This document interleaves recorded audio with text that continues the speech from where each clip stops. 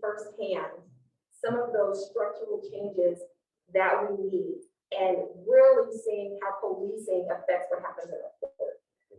That's awesome. Thank you for sharing that. You come with like a wealth of history and knowledge, and can't wait to kind of dig in and kind of get to the kind of the root of some of these things. Now, the video kind of talked a little bit about policing existence since the colonial days. When you look at our current policing system and kind of look back, kind of look at the rearview mirror, do you see any similarities? Are there any similarities? And what are those similarities? So I really like this video, and I thought that I was going to have to disagree with the video, but at the end, he got it together. Because in the beginning, he was talking about how policing is broken. And I was going to have to disagree with that. But at the end, he shorted up with the truth that our policing system, our criminal legal system, they are working the way that they were intended. And so I really want to challenge people to rethink a lot of the language that we've been handed and the language that we accept. And so that's one of the things, hearing about things being broken. It's really difficult to divorce where we are right now in policing with the complex history of America. When we understand that slavery was in the fabric of America before America was even a country. I mean, think about that. Slavery was here and in existence before we were America. That is how deeply entangled slavery is in every system, every single system. Name the system, I will tell you it's rooted in white supremacy and racism. And that's where we are. And this is why I love these conversations. So to answer your question. I know you get it. Yeah, I can just go on. But to answer the question, the similarities that I see, and they touched on some of them, but right now we're having lots of conversations around the criminalization of homelessness. And so when we think about how poverty and homelessness and being unsheltered or perhaps even being jobless was criminalized, these are the same things that we see taking place right now. And a long time ago, not too long ago, these laws were on the books for a very long time, but California had vagrancy laws that were slapped down because you're criminalizing a person's status versus behavior. But this is exactly what the slave patrols did. So the early origins of policing was exactly how they described it in the video, but we really have to wrap our minds around the fact that we got policing agencies formed to keep Black people from the freedom that they were, I don't even want to say given, right? But that they fought for, and that is divinely ours. And you see this with the disparities in policing, such as the studies that we had in San Diego. And so recognizing that according to the last study that we have, which was actually commissioned by the San Diego Police Department, it shows that Black drivers are stopped 3.5 times white drivers. And this wasn't the first study that told us this. We had a study that was commissioned by the city of San Diego itself in 2016 that basically said the same thing. Black and brown drivers are stopped more than white drivers and searched at a higher rate, even though they're less likely when compared with white drivers to have illegal items on them. And so you take a look at that and you think, well, why are Black drivers subjected to stops more than white drivers? Why are they subjected to searches more than white drivers, even when they're less likely to have contraband? But I want to take it a step further, because the same study commissioned by the San Diego Police Department shows that Asians are also searched at a higher rate than white drivers, at a rate of 1.4 times higher than white drivers, and so are Latinos. So our policing system is very racialized. And even after controlling for population numbers, for crime rates, for poverty rates, it gets even exponentially worse for Black drivers in San Diego. So for non-traffic stops, Black people are stopped 4.2 times higher than white drivers. And now we have 3 studies in the city of San Diego. We have the Campaign Zero report, we have the STSU report, and now we have this report that SDPD did with the Center on Policing Equities. And so it's all connected. I see the similarities. They're just glaring. They're glaring. Thank you. You said something, and I thought this is interesting. It criminalizing the status of the person instead of the behavior. Can you talk more about that? I mean, yeah, can you go a little bit more? Like, how is that affecting us as a society today when the status of who you are because you're poor, because you're, homeless or unsheltered, because you're jobless, that's being criminalized? So right now, a really big conversation that we're having is the criminalization of homelessness, the criminalization of being unsheltered. At this point, at least twice a week, we're seeing where our police officers are taking people's properties. They're destroying them, they're trashing them. We even had an incident a couple of years back where an unsheltered person was actually inside of their tent that was loaded into a trash compactor because they didn't even check to see if someone was there. And we know how that could have ended up. And so every single day, we're seeing that this criminalization of homelessness, where they're using laws that were never intended to be used against people who are unsheltered. There is a law in the books called encroachment. This was a law that's intended to keep homeowners and business owners from just putting their trash out on the street and it getting in the way or obstructing the pathway, being unsightly. And now we're using this against unsheltered people to write the tickets and say, you encroached on the sidewalk, comparing people to trash. This is literally what's happening in San Diego. And so what we're trying to do as advocates of people is to say that when you dehumanize people like unsheltered people, it makes it easy to abuse them, to mistreat them, to criminalize them. And I think that our biggest example of this criminalization of poverty, besides the criminalization of homelessness, is our cash bail system. You see it right there that it doesn't matter if you're guilty, it doesn't matter if you have a defense, it doesn't matter. None of that matters. It really doesn't even matter if you are a threat to public safety. If you don't have the money, you stay in jail. And that is criminalization of poverty as well. Thank you. Thank you for breaking that down. So I'm going to go here. We hear a lot of people, maybe not a lot of people, but we've heard defunding police, right? It's something that, people that believe the police system is broken and we need something needs to be done. So we talk about defunding the police. And I think something that has come up a lot when talking about reform. What are your thoughts on that whole defunding police movement? It doesn't. Yeah, so, we've been having this conversation around defunding the police. And to be honest with you, it is a very hot topic and it is a buzzword. And for a lot of people, it's a term that gives them heartburn because people think defunding the police necessarily means let's just take away all the funds from police departments and leave them with nothing so that they can't exist anymore.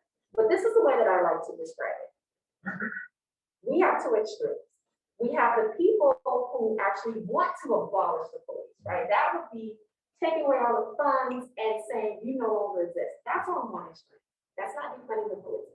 On the other extreme is where we are right now, which is our law enforcement agencies get a blank check. They go to their, to city council or to the mayor or whatever, they create this budget according to what the police agencies want, and they usually get it. Everywhere else, we're seeing libraries be cut, we're seeing all of these things be cut, and we're seeing increases in police training. That's even right here in San Diego. So that's the opposite extreme. Give the police everything that they want without question. I mean, we have military-grade weaponry. I totally disagree with that. I think our police agency should have military-grade weaponry. That's why I put that on the extreme side because that's where we are. Where I think defund the police is in the middle. I think that it is actually a compromise. But I think that the language is something that is a little vague, so people don't know how to interpret what defund means, which is how it gets pushed into the abolition side of things. How I like to talk about it is a reallocation of funds. The thing about defunding the police in this entire conversation that I love is that we've now been talking about whether our police officers should be acting as first responders for things like mental health issues, for things like substance abuse issues, for things like homelessness. It forces us to have that conversation about, is that even appropriate for police officers to do that? And then we start to think about and talk about the role of police. I can tell you, a lot of these police officers, and I know some personally, they don't want to do this part of work. That's not why they became a police officer. And if we're honest with ourselves, they're not good at some of the stuff that we're asking them to do because it's not their job. They're not trained on it, and it's also not fair. They're putting so much on their plate, and it should have never been on their plate. And so I like to talk about it as the middle stance and as a reallocation. So we can rethink policing, reimagine public safety and what that actually means. You know, how do police officers come into our community? What role should they have? Kind of reminds me of, the whole Black Lives Movement statement, right? When you say Black Lives Matter, someone say, well, all lives matter. And it's like saying, well, I know all lives matter, but what you don't hear is Black Lives Matter too. But adding the two to it doesn't make it a catchy phrase, right? So defunding police sounds like a catchy thing, but it's been so misunderstood in our society. And thank you for breaking it down for us. I think it's extremely important. We as a community of higher education, community of students and learners, to kind of know that difference, right? Because I know people that we hear defund the police and they get so angry. Like, why do you want to defund the police? But I like that reallocation. I don't know if that's going to be a nice slogan for reallocate the fund for the police, But So really quickly about that. So I'm in a bunch of coalitions, but one of the coalitions that I'm a part of is the Coalition on Police Accountability and Transparency. And within that coalition, there's a lot of community-based organizations. And a lot of us are just like, we're just gonna tell it like it is. But we have a conversation around defund. Do we want to actually say defund the police? And where we came out was that, one, these are impacted people who came up with the term. So we're not going to police the terminology. It's important to not do that. It's important to not say, hey, don't use that word because it makes me feel a certain type of way. So that was the first thing. And then the other part was, we recognize that by using a term like that, it forces a conversation. Because when someone says, well, I'm confused, what does defund mean? You can have a conversation about what it actually means. Or if someone says, you defund the police people, you're just trying to abolish the police. And then someone says, well, actually, no, that's not what defund means. And so it pushes the conversation. And I will always say, no matter where I am, that we will only get to where we need to be as a nation when we start to have the hard conversations about race and about everything that we find so hard to talk about, but we have to do those things. We have to dialogue like this. And I love it. And that's why we're here in Temple Culture, right? To have this conversation for this time. Thank you. As I was doing a little bit of research and I kind of looked at, mass incarceration and its effect on our society.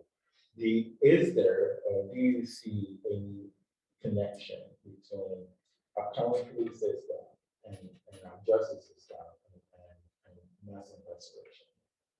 Yes, absolutely. So obviously with mass incarceration, we're talking about the numbers, right? The numbers of people who are in our prisons and in our jails. And so it's easy to see the connection between that and what happens in our courts. What's a little more difficult for people to see is this connection between how certain neighborhoods are over-policed or how certain groups are policed that directly impacts what happens in our courts. And so when we see things like the numbers that I talked about that the studies gave us, it is difficult to say that if you are engaging so much at a high level, having all of these contacts with around people, that they're not going to end up in the court in extreme numbers. So the people that they cite, the people that they arrest, right, when they profile or when they make a stop or what have you, these are people that we see in the courtrooms.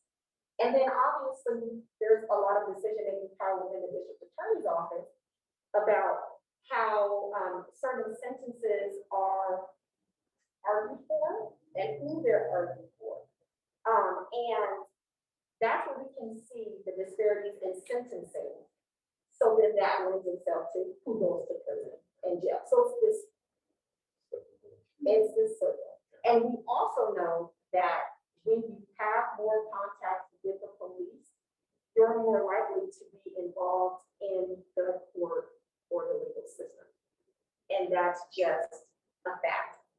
There was a study from the University of Washington, and I'm gonna not try to like throw out a whole bunch of numbers, but I think that the big takeaway is that this study found that when looking at Black students and white students who are in the 8th grade, that these students who are Black are more likely to be arrested by the time that they're 20 and have some sort of involvement in the criminal legal system versus the white students. And so there's even a disparity there on the impacts of those things. But every single touch with law enforcement increases your likelihood to be involved in the criminal legal system. And so going back to the racial profiling and the treatment of certain groups of people, it's going to be a self-fulfilling prophecy when you are only targeting them or you are targeting them at a higher rate. And we know that that also translates to recidivism as well. The more touches with the criminal legal system, the more likely it is that you're going to recidivate because of how society looks at people who serve time, who have convictions. It's just, again, it's like this endless cycle. Yeah. It's really sad to kind of picture all of that around it. So, in case you don't know, I was a Christian school, right? So everything we do, you guys know that? We're a Christian school. They better know. One of the things that, our goal in all of these conversations is to really also kind of talk about how does this inform our faith, right? As Christians, how do we talk about these things in a church, so to speak, in a Christian circles? Do you have any advice or for myself or like my fellow colleagues or like these amazing students? How do we engage in this conversation within the Christian context? So, I can be concerned on this.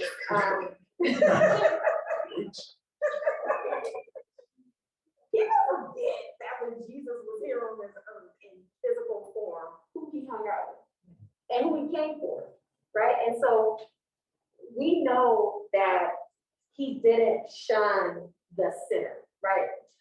People that society put the labels on, okay, well, she's, a woman out here who's engaging in an act of prostitution.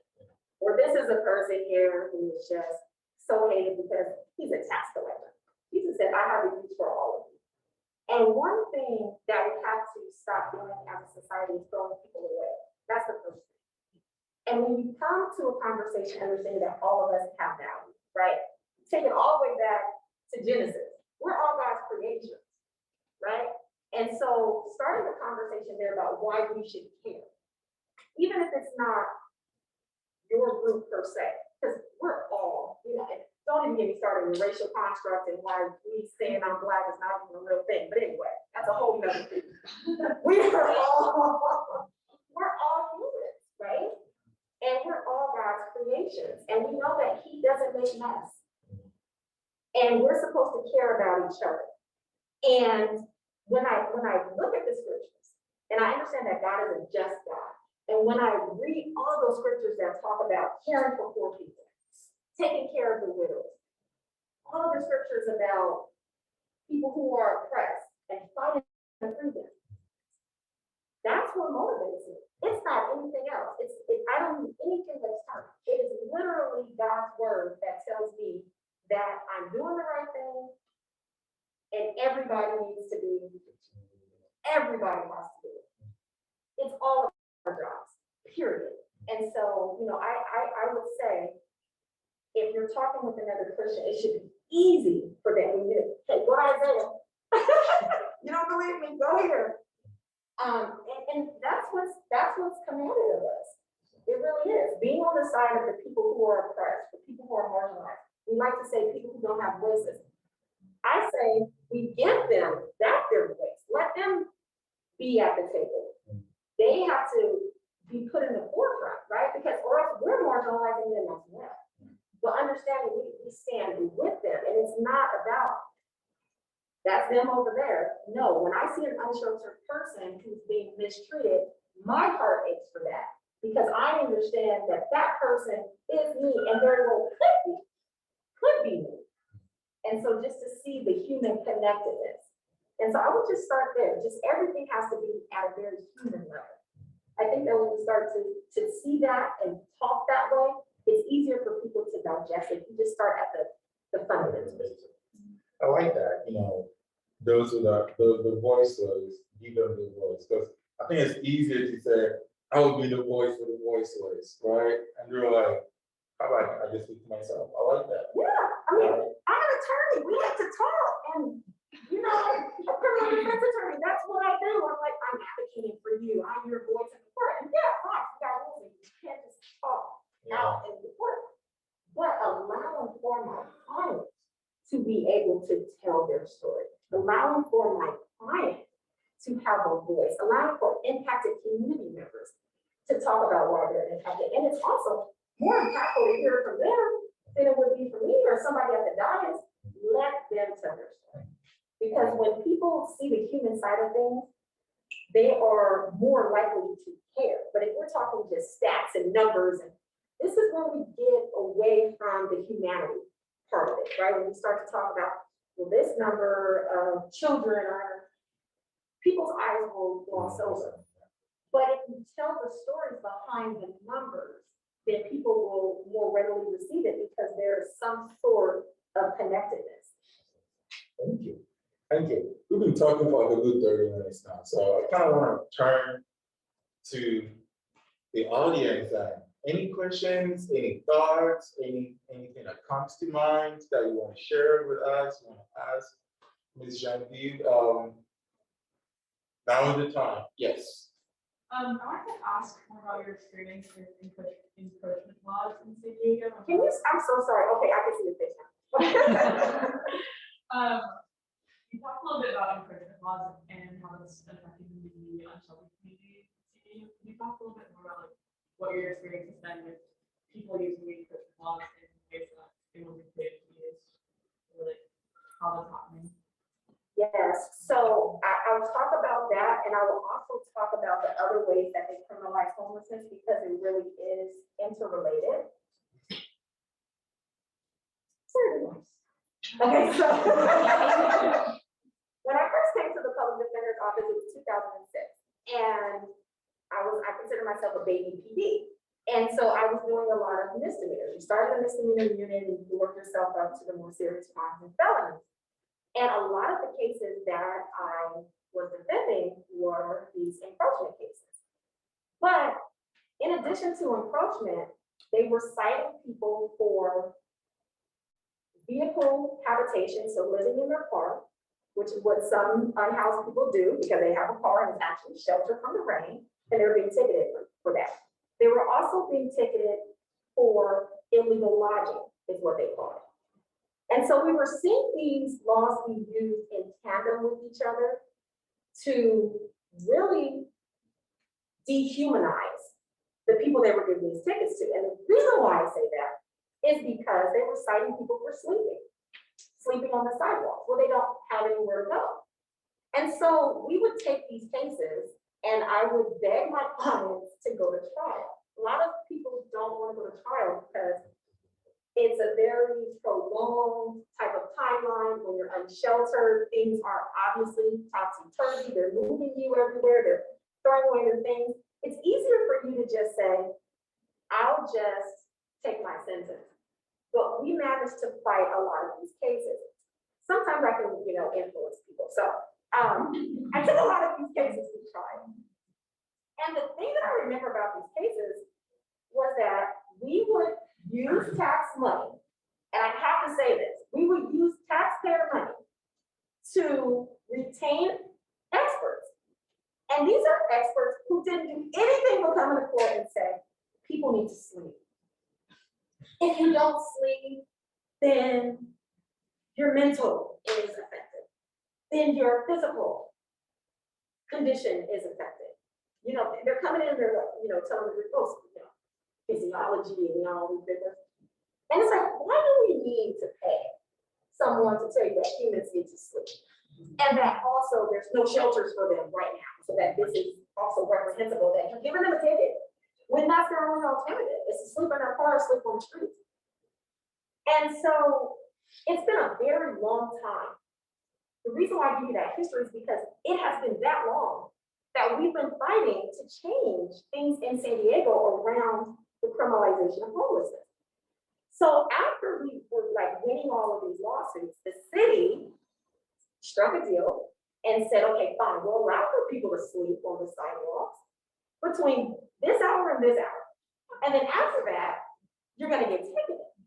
And so if I recall, the end time was like 6 a.m. And so right at 6 a.m., if they run up, then here you have a police officer kicking them up and saying, get up or I'm gonna cite you. And so it really wasn't a solution because where are they gonna go at 6 a.m.? And then they had business owners who would also think that they were doing the jobs of the police, and that would just be terrible and horrible. And that's a whole nother thing. And I don't want to talk about that. But again, it's about devaluing human lives. And so that's what I see with this criminalization of homelessness and with encroachment. So the encroachment laws have not been changed. This is something that we are still fighting to change. When you look at the legislative intent behind putting that law on the books, it's very clear. It was never intended for this. And so we're trying to really kind of change the hearts and the minds of our legislators locally to say, this is going on for too long. We shouldn't be doing this. We shouldn't be using the encroachment law, but unfortunately it is still happening. And it is something that they're able to do, even though I really don't think that it's lawful, and it really, it calls for a constitutional challenge. But the judges aren't with us there yet, so yeah. Anybody else? Thank you for that question. You have any other question? Yes. Yeah, I had a question about like the bad apple terminology and like police reform. I know it's been argued that's more systemic rather than like individual occurrences. Has there been any like racial bias surveys like prior to entering police academy versus like a year or two in this show, or like providing proof that there may be more trainings available? Okay, if I forget any part of your question, because I'm about to talk. You have so much stuff, I'm like, I gotta say, okay. There's like 3 things, so here we go. Okay. I perked up when you said the bad apples thing, because again, I'm challenging everyone to rethink the language that we accept. When we think about bad apples, right, it's this thing like, well, this officer is a bad apple. So to your point where you're saying, and I'm sorry for the folks on Zoom if you didn't hear the question, but you mentioned systemic failures. And when we talk about bad apples, we take it out of that conversation because it does make it seem like it's more individualized. The issue that I have with the bad apples terminology is that we use it in a way that it's completely inconsistent with what the entire phrase is. The entire phrase is, one bad apple spoils the whole bunch. So, looking at it from that standpoint, it's not individualized. This is something that one person can do that has ripple effects across the entire agency, right? So we talk about the thin blue line, right? There's a lot of talk about that. But what does that mean? What is this code of silence? What does it mean when I need to have my partner's back? And I'm not gonna quote unquote rat my partner out if he does something that he or she shouldn't do. Well, if he's a bad apple and you don't say anything, then this is how it begins to be pervasive. And so we really have to look at that terminology and say, hey, we're not even using that correctly because that's not what the phrase ever intended, right? We're kind of cutting it off and just not getting that out. But no, there's a whole rest of the phrase. And that's what we have to understand, that there's an entire culture in policing that also has to change. In San Diego last year, we were able to get new policies on the books at SDPD where there would be an affirmative duty to actually report a partner or a fellow police officer, a colleague, if they violated someone's rights, if they violated the law themselves. That's important because there was no duty to do that. And think about it, you're saying I'm law enforcement, so you should be enforcing the law with everyone, even if it is your partner. If you see your partner misbehaving, you should feel comfortable enough to, first of all, stop them and say, don't do that, that's excessive force. This is a person, don't do that. But then also to take it to a supervisor or someone, and there should be protection for that police officer that does that. And to think that we're barely just getting there in 2020, having a duty for police officers. And so I look at that apples phrase as it's just completely different than how it's used.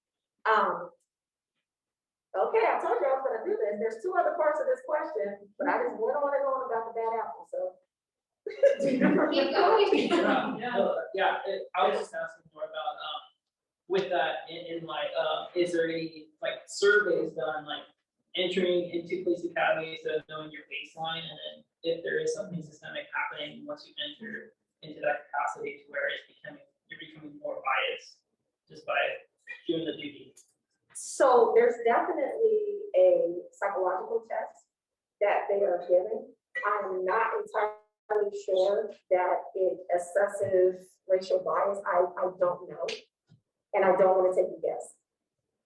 I don't believe, though, that going forward in your career that you're ever like to be examined again for racial bias. One thing that I can say is that the governor just signed a bill into law 2 weeks ago, I think it is now. It's SB2. And what SB2 does is it creates a process of decertification of police officers who exhibit racial bias and who engage in things like sexual assault, dishonesty, if there's a pattern of bias or dishonesty. Now just think about this. It's 2021 and California just now has a mechanism to get rid of officers who engage in bias along racial lines or other biases, show a pattern of dishonesty, like falsifying a police report, sexual assault. It's just mind-boggling. California was only one of 4 states that didn't have a decertification process. So we're very much behind the curve. And so people have been fighting for little things like that. I say little things, but that's huge, right? But like, why didn't we have this? That's the only check that I know right now about officers who are still in the line of duty, who are still working. And this is for all peace officers across the state of California, where that type of behavior, where they exhibit racial bias, will be examined and they could potentially be decertified, which means they will lose their ability to be a peace officer in California, and that other states would also know that. Because what happens is that an officer can engage in some sort of misconduct, nothing happens, and they just go to another jurisdiction. And it's also rampant in San Diego County because if you look at it, you can do something that SDPD is displeased with, but they're not going to tell Chula Vista PD when you apply. So you can just go to the neighboring city and do the same thing. And unfortunately, that has happened. And so I'm hoping that with SB2, we're closer to kind of, putting a lid on that. But obviously there's a lot of processes in place, but exactly what you're saying are the things that we need to figure out and address, because if we don't, we're going to continue to sort of be in this situation that we're in right now. We're not trusting police officers based on the things that officers are doing, certain practices that they uphold. Any other question? And anyone who's, yes, go ahead. Hi, I'm Kristen. I kind of seen the Black Lives Matter movement start, and it's been like in waves in a sense, and then in between those waves, there will be like minor other movements as well that didn't get as much attention.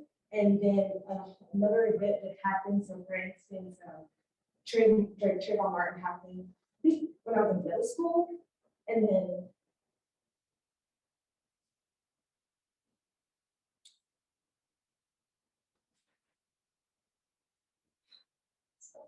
No, don't be sorry, take your time. like immigration happened to that, and so when happened to that. So many people happen. Like different movements happen, and then they quiet down. It needs to really upset. Every movement deserves the attention during that time. Every person deserves that attention during that time. It's so hard to see like the movements just deteriorate and then policies happen that go against what we fought for months. Like for instance, with teaching children about, everyone's culture, especially Black and brown culture. And we just fought for like a year, just for that to be stripped, just for that history that we did be erased before it's even written in textbook form. And so for me, it's like, how do we continue to talk about it as a group, as a peers, without it just being a current topic all the time, because it happens. And so that's just my main question. I'm sorry, I'm not sure. Don't be sorry. Never apologize, ever, for feeling how you feel. And this is what we need. We need everyone to have that human connection to the things that we see. The thing about George Floyd, people were saying, okay, this is the movement, this is the movement. And I said, well, actually, this is a moment. It's up to us to transform it into a movement. Because everything will be a moment, especially in America. We are very fickle. We are so fickle in America. It's like, okay, this is on, this is a hot thing, this is, and what's next? The thing about Corona, right? COVID-19. I look at things and I say, okay, there's an opportunity here. Yes, it presents a challenge. Yes, it presents all these things that we don't like, right? Lots of bad things associated with COVID-19. But looking back, and we're still here, we're all next, but we're not done with COVID-19, but looking at it presented a lot of opportunities because we were able to see through this pandemic all of these inequities that people have been saying all along completely be exacerbated. It was like putting a magnifying glass and saying, oh, wait a minute, you mean that these are, determinative health factors based on zip code? Because we were able to see that with the pandemic. We were able to see the achievement gap in certain schools. The other thing that happened was that people were unable to turn away from what happened in Minneapolis with George Floyd. We didn't have anywhere to go. We were quarantined. We were sheltered in place. It was everywhere. It was on the news, on your TVs. It was on social media. And we didn't have the distractions of everyday life where we could just go out and do things and meet our friends and turn it on. That for me, I saw that as one of the blessings that came out of COVID-19 because it presented us with this opportunity to say, for people who never, ever thought of two Americas, it was so blatant. Even right now, if you take a group of white people and say, and this is a very generalized thing that I'm saying, there's also been lots of surveys and lots of studies, and also when you ask them on the jury pool, they will most likely say that they've had favorable interactions with law enforcement. So to most people, or at least, this certain group of people, they grew up with officer friendly, right? Your parents tell you if you need help, you go to the police officer. there's a whole different perspective. For the other America, as I call it, you're told, don't call the police because someone may end up dead, even if you're the caller. Even if you're calling because it's a brother or a sister having a mental health crisis. And so you distrust the police. You see them as a threat. You see them as someone who will hurt you potentially. With that George Floyd moment, it looked like more people understood that dichotomy, the two Americas a little more. And then we saw every single state in the union, we've never seen this happen, have protests. Because people looked at that and said, here is a man crying out for his mother. And that's that human heart that I'm talking about, right? How can you look at a fellow human being calling out for his dead mother and say, I was there? If this would have been any other situation, right, that for a time like this, we needed that to happen because more people saw his humanity. More people were able to identify with him because he has a mother that he loved and he was calling out to. And so, I will never get away from us and our need to recognize our common humanity. There has to be a common recognition of our humanity. And I will always go back to that we've got to just stay at that human level. But to your question, after George Floyd, there was momentum, and I was thinking the same thing as you. Finally, now something's going to happen. I don't want to hit another low, but it is on us to make sure that we continue moving forward and making strides and getting bills passed. And the reason why I believe we're seeing a lot of the things that we're seeing is because of that. Because SB2, the legislation I just talked about with the decertification of officers, it could have been passed last year, and it didn't. But if you keep up the fight, if you keep raising your voices and saying, look, I demand that we actually do something, that we don't just let this be another incident. But from that, we got our police department to actually ban the use of the chokehold. For years, community members have been asking for it. And they said, no, this is a tool we need, even though science said it's more deadly for Black men, they use it against men. And after George Floyd, they said, we're going to change that practice. We're no longer going to use it. And so we're seeing progress, but to your point, we have to continue because we still have issues facing us as a society, as it relates to our policing systems, as it relates to our criminal systems. It's very interesting, but when the whole George Floyd thing was happening, I remember there was another incident that was happening in New York, the Central Park, right? That lady that called 911, and her exact words were, "Come help me, there was a Black man threatening my life." For me, that was also very eye-opening. This is the America we have. It's the two Americas we're talking about. That she knew that she could call the police and say, there's a Black man threatening my life, and she knew what would happen. There is an incident, not an incident, there's an example of one July 4th, I was driving from my in-law's house, and we stopped by Escondido. And we kind of pulled over to the case in which fireworks. And so they have blocked us in streets. So, Mark said, oh, there's a police officer, so please go see the Lord. And as a Black man, for a single moment, my first thought was like, oh, heck no. Like, I just got scared. My kids are gone. But then I had to check myself. I don't want to put my fear on the kids. So we walked over, said hi, they got this little police badge. And my kids are 6 and 8 years old. They're excited that they're going to cops, right? But that is the society we live like that. A grown man will be scared to go say hi to a police officer, right?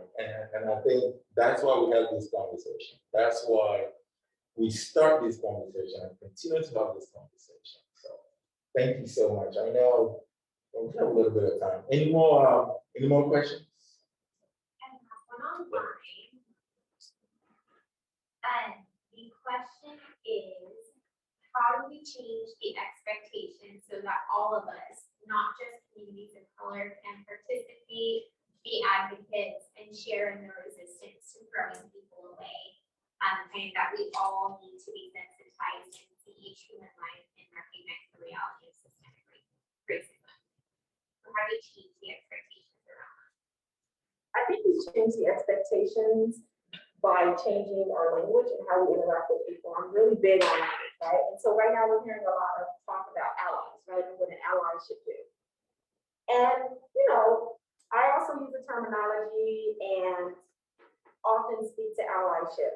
But I think the greater thing to recognize is what the Reverend Dr. Martin Luther King said. And he said that a threat to justice anywhere is, you know, here I am messing up the dog.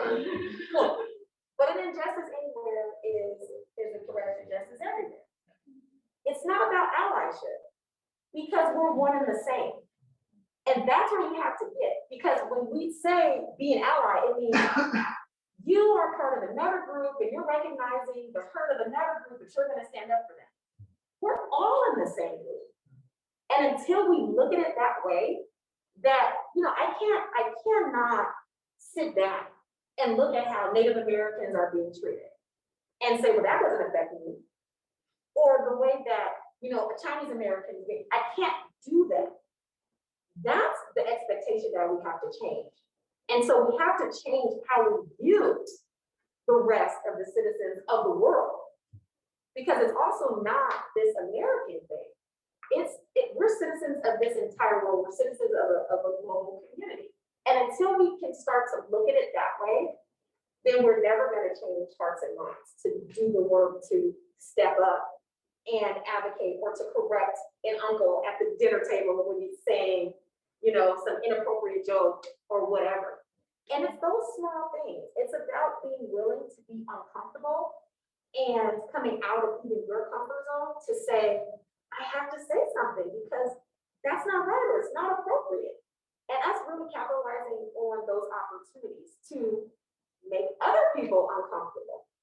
Getting comfortable being uncomfortable and getting comfortable making other people uncomfortable, because that's the only way that we're going to do this. It's all in together. I also think in a Christian context, you kind of go to what you're saying. Looking at all of the image of God, right? The Bible says He created all of us in His image. So if you find it hard to see yourself in that, just imagine Christ in all of us, right? Imagine your brother and sister. Imagine, you know, the people of color. Imagine them like yourself. I have the image of God within me. You have the image of God within you. This is how we act as one, right? And it's all about God. So, all right, any other questions? Yes. Two parts to this question. What is the hardest thing about your work? And what gives you the most hope? Oh, man.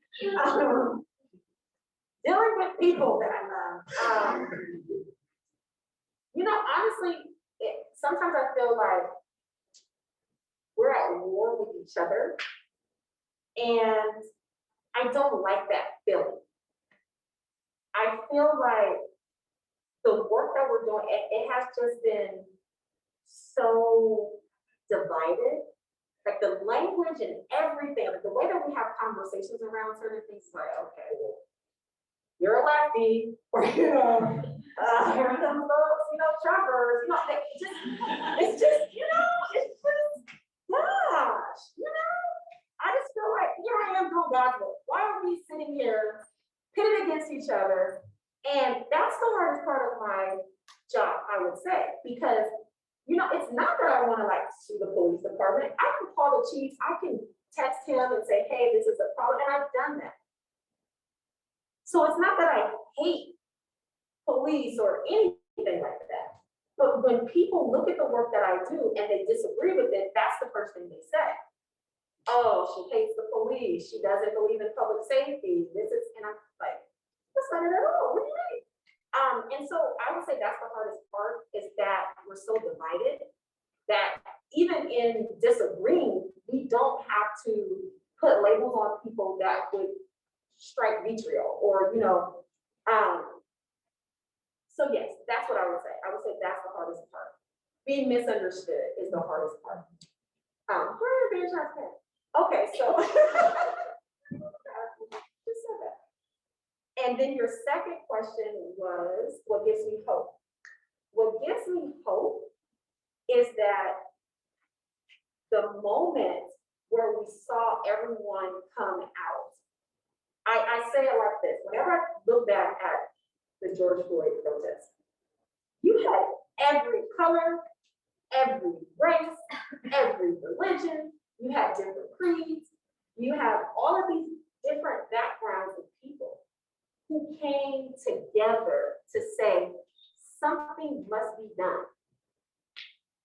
That's what gives me hope, is that we're always able to rise up together.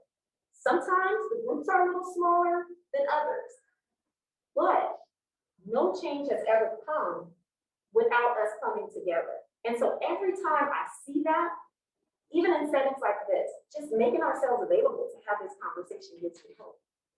Because that means that we're all gonna walk out of here and we're gonna do something. Even if it is just having a conversation with someone else about what we do.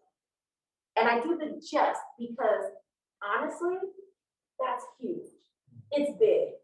This is where we started as humans. I made this joke over the weekend. I was outside at my friend's house and we were over the fire pit. And I said, this is what the first humans did. Just talking over fire. And we have to get back to that, but it gives me hope. It gives me hope every time I'm able to do this. It gives me hope every time I see people doing this. We just gotta get together. So that's what makes me hopeful, that I know that people are gonna continue to fight, there's something innate in us, and like we talked about, the image of God, this wanting, this yearning, this desire for justice, this desire for all of the things that we're desiring really is something that is innate in us. It's something that comes so natural. And I think that a lot of times we suppress it, but I know that we'll always rise up. That's what we'll do. We'll always rise up. So that's what gives me hope. Thank you. Do you have any other questions from Zoom? Yes. Hi. First of all, thank you for this. This is wonderful. But we talked about a lot about how injustice is systemic. And, there's these systems that aren't really meant to benefit or ultimate people that are oppressed and don't have power and government or anything like that. So I guess what is your advice to the people who are at the heart of the activism and these movements and moments who are in the grassroots, or the cops, excuse my language, the cops who are coming in as the good apples to try to be the change, or just I don't know, people like us and pastors and things like that, who are just feeling discouraged by the short-lived moments of the movements and not seeing the systemic changes. So what is your advice for? So the first thing that I would say is that we just have to be really careful about assigning, I don't want to say the blame to individuals, but we do have to be cautious about that. But we also want to be sure not to vilify individuals, because it is systemic, and that a lot of these things that are happening is a result of the way that people are trained, the policies that we have. And it's easy to point at someone who is the chief of police, or pointing at the DA, pointing at the sheriff and saying, you're the enemy. No, it's the systems. And going back to scripture, we know that that's true. It's not a war against flesh and blood. It's a war against principalities, right? So going back to this idea that God is a just God and justice, and The thing is, we have to not vilify and make enemies of anyone. Do the work, do it in love. There's gonna be times where we feel like, why am I doing this work? I'm not making any change, I'm just tired. And that's normal, we're humans, we get tired, we get frustrated, we get annoyed, we get mad. But we take the time, we reset, and however that resetting is in a healthy way. You know, sometimes I have to get reminded through my affirmations that come straight from the scripture. My entire bathroom, you come into my bedroom, there's just scriptures that remind me. And then there's just, you know, cute little frame sayings I have, girl, you got this. I have one that says, don't quit. And the N and the T are crossed out, and the Q and the U are crossed out, so it says do it. And these are my reminders. And then my big reminder, because, you know, Facebook asks me every time, so you probably saw the app, this really big cassette. It's like a canvas. It's a cassette, and it says, pause if you must, but don't stop. Okay, little cassette. Oh, yeah.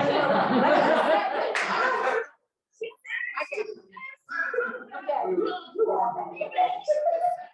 know when she said Trayvon Martin was when she was in middle school, but I don't even want to tell you. But yeah, the cassette tape that we used to play and put in the boom boxes and stuff. But like these reminders that, you know, sometimes things are going to happen, especially in the work, that makes us pause. But we never stop doing the work because the work is so important. And if you don't do it, then who's going to do it? And they're never going to get changed. But allowing for ourselves to feel those emotions, allowing ourselves to take a step back to process, that's all important. You know, I look at Erica Garner, who is Eric Garner's daughter. And after she witnessed all of this stuff, you know, her father being murdered and just, you know, all eyes on that and just going through all of that trauma, she was advocating at such a high level. And then we just lost her because her heart failed. This work it takes a toll on you. And so this idea about self-care is self-love. And we've got to embrace that too. And we also have to register all the pain, all the emotions, all of that stuff that comes with the work. And sitting down with your crew, the people that you're doing the work with, the church, whoever, and being able to just, because it doesn't have to be the work all the time. Sometimes the work is taking care of yourself. But there's gonna always be those times where you're just like, you question like, why am I still doing this? These people don't care, or it's never gonna change. But you keep pressing forward, but just making sure that you really guard your heart, guard your mind, remember the words of God and why you're doing it. And that'll keep you going.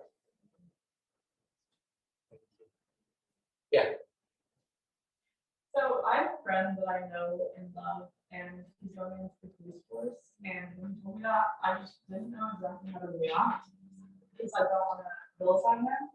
But knowing that it is inherently an unjust system, I don't know how to talk about that. Like, can you be in the police force and because you're inherently protecting an unjust system? So I just don't know how to deal with that and how to address that situation. So what you're saying is a very real thing. And, you know, I had to come to terms with my own kind of guilt with being a public defender and really being introspective about how I help to perpetuate the system. Anytime that you are playing a role in any type of system, you have responsibilities, especially if you want to change the system. Sometimes, I would say, most times, all the time, let me keep it real, all the time, the system makes it very hard for people who even come in with the right heart to do the work the way that they even imagine doing it. So that is a very real thing. I'll give you this story. When I was a public defender, I was winning a lot of cases. Now, by this time, I'm doing felonies, and I just have this reputation of I'll take anything to trial, I don't care, and I just won a whole bunch of my cases, to the point where the presiding judge said, really? You're back again? You just got a verdict yesterday. Now here you are answering for trial again. But someone high up in the district attorney's office came to me and said, have you ever considered being a district attorney? And I said, no. And they said, well, why not? Like, you're great, and we can really use you on this side. You can come to the light side. And I was like, oh, I'm not on the dark side. Thank you very much. But I said no. And the reason why I said no is because I understood that going into that office, there's a culture that's there. When you are rank and file, you don't have the say about the policies that you have to adhere to. You don't have a say.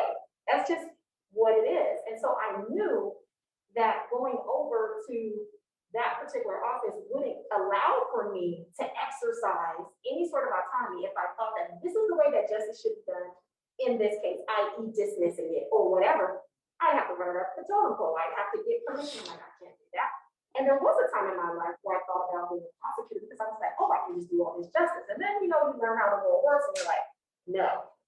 So later on, when I ran for district attorney, that same person came up to me and said, you told me you would never be a district attorney. And I said, listen to what you said.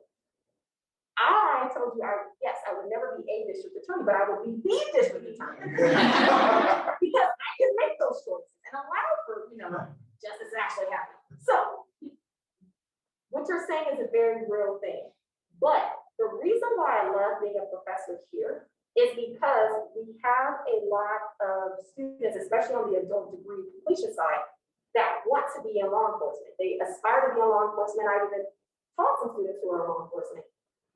And I say, I get to talk to them about these things before they get to the academy, so they can see the other side of it. And hopefully something that I said registers or resonates, they kept it with them, they'll start to question certain things, and they would be more confident in their ability to say, hey, that's not right, or hey, maybe this should change. Because a part of this is really a cultural shift is what we're asking for, that there has to be a shift in the culture in our law enforcement agencies. I don't think that it's a bad thing for your friends who want to be a police officer. My pastor, who I have known since before I was born, just retired from SCPD as a detective. He's a good man. People will come visit our church and say, when it's time for the visitors to stand up, they'll stand up and say, well, I came because Pastor Owen gave me a ticket. What? But he did it with a smile, and he was just the greatest guy, and so I wanted to visit his church. And so, you can definitely have a role in law enforcement and still do it with the love of God, and still do it with a heart for people, and to do it with a smile, not do it to abuse or threaten or harass or whatever. You can still do it with a servant's heart. It's just that we have to, if we're going into these positions, understand that sometimes taking a stand is going to be hard, but we must do it. It's not going to be easy, but God also never promised that it would be. The things that we should be doing don't necessarily come easy. I mean, it was not easy for Jesus to die on that cross. I mean, I'm thankful he did. If I was Jesus, I would be like, I'm sorry, Father. No. I know what it was. So the things that are, that we're supposed to do are going to be hard. Period. And to kind of echo that part, even Jesus Christ at some point got, literally then said, really up to me, let this cup pass me over. But then he had it with, by no my will, by your will, right? If you put your trust in God, I do believe that God will be able to cope. Yeah. Okay, one last question from online. On that note that you're just talking about, are you considering another mentor? Oh gosh. How about this question? Maybe we should take my mic. You are on the exclusive. Oh my goodness. You heard it here first. I feel like I'm over. So I am not going to run for DA. And this is the answer that I give everyone. This is not a Point Loma answer. Anybody who has asked me, this is the answer because this is the real. I don't want to do anything because I want to do it. I don't want to do anything because people say, well, you can win. I don't want to do it because people, we need you to do it. No, no, no. I ran the first time because I heard God's voice very clearly. I am not going to run unless God tells me to.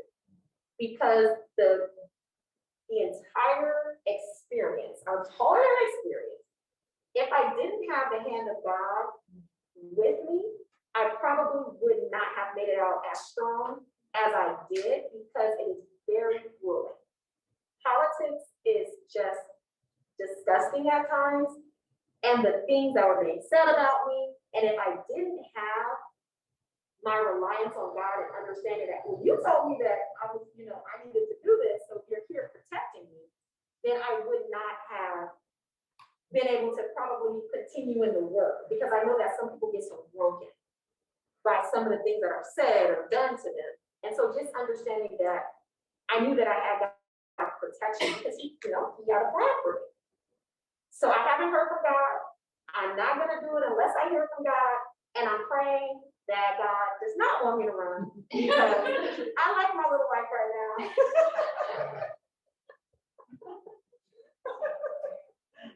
No, what I want. You guys can pray really hard, and then I'll cease my counter prayers, but God has already heard my petition. Well, I know we are out of time, but thank you so much. What do we say? Thank you.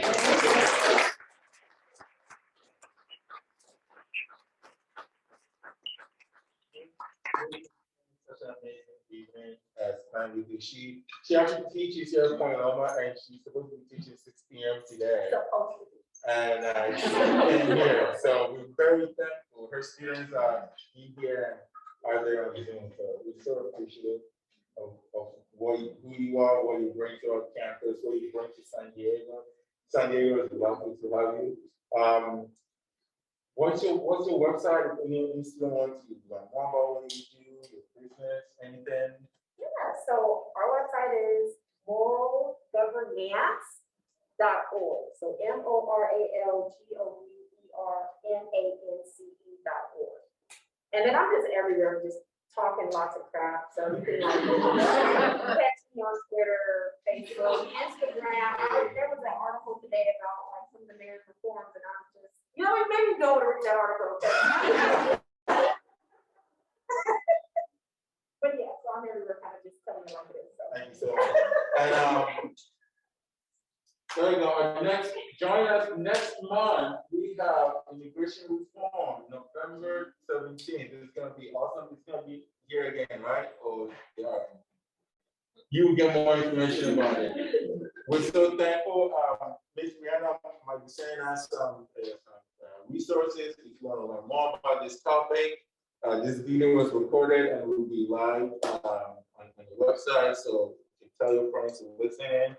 If you have any questions, you can contact myself or Kimberly Jones or Rihanna or Bella, and we can connect you with Ms. Jones-Wright. And we're so grateful for you to join us. I'm going to do something today. Can we end with a word of prayer? Is that okay?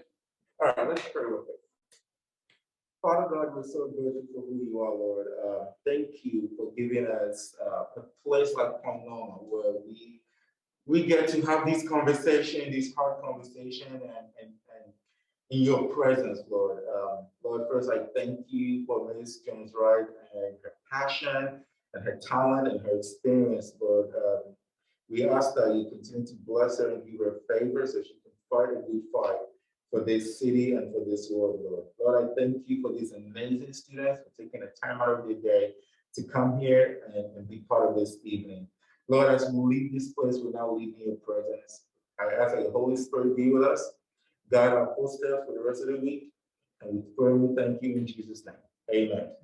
All right, go in peace.